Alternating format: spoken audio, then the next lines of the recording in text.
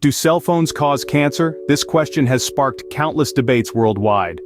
It's a topic steeped in with varying viewpoints emerging from different corners. Some stand firmly on the side of scientific research, which largely dismisses the claim. Others, driven by public opinion and anecdotal evidence, believe there's more to the story. As we navigate these choppy waters, it's crucial to remember that the truth often lies somewhere in the middle. In this video, we delve into what science has to say about the link between cell phones and cancer. Please subscribe now to join our community. Please give a thumb up to encourage us to bring more interesting, challenging, and high-quality videos to everyone. To understand the controversy, we first need to grasp what radio frequency waves are.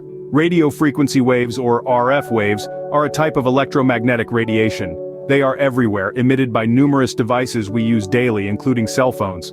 Now, the thing about RF waves is that they fall under the category of non-ionizing radiation.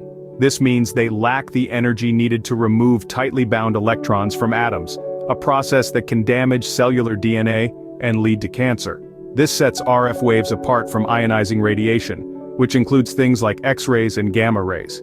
These types of radiation do have the energy to cause such damage, and therein lies their potential to initiate cancer.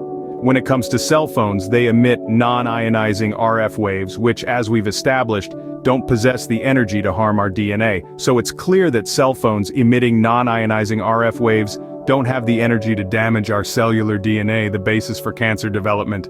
But what does research say about the link between cell phone use and cancer? Well, it's a question that keeps researchers around the world on their toes. Various studies have delved into the potential relationship between cell phone use and cancer, particularly focusing on areas like the head and neck, where phones are usually held during calls. But here's the interesting part.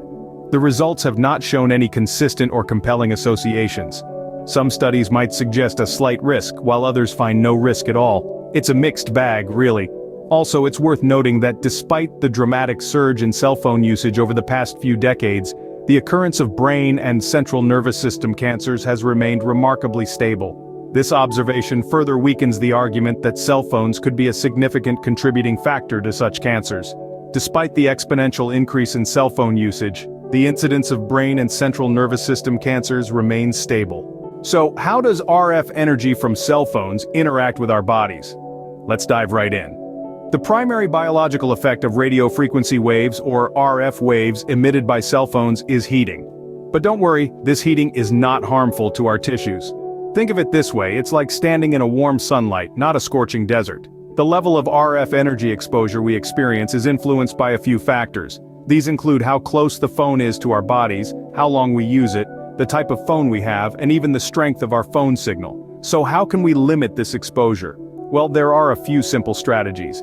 Using hands-free devices or the speaker mode on your phone can significantly reduce the amount of RF energy your body absorbs. While it's always a good idea to reduce exposure, the RF energy from cell phones is not a cause for alarm.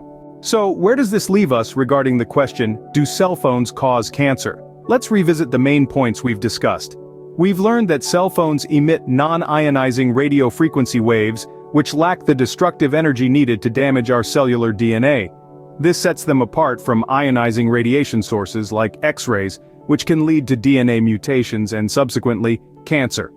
Our look into research findings revealed that the potential links between cell phone use and cancer, especially in the head and neck areas, have not shown consistent or compelling associations. Despite the rapid increase in cell phone usage, the rates of brain and central nervous system cancers have remained steady. While the only confirmed biological effect of radio frequency waves is heating, this doesn't cause harm to our tissues. We've also discussed various factors that influence the extent of our exposure to radio frequency energy, and we've offered some strategies to reduce that exposure. International health organizations like the World Health Organization have classified radio frequency electromagnetic fields as possibly carcinogenic to humans, based on limited evidence. However, this classification doesn't mean that cell phones definitively cause cancer. It simply indicates that more research is needed. So the reassuring bottom line is this: there's no existing scientific mechanism linking cell phones to cancer. But the call for ongoing research is crucial to confirm the long-term safety of cell phone use and monitor potential health effects, especially with the advent of newer technologies like 5G. While we always have to stay informed and cautious, the evidence so far reassures us that cell phones do not cause cancer.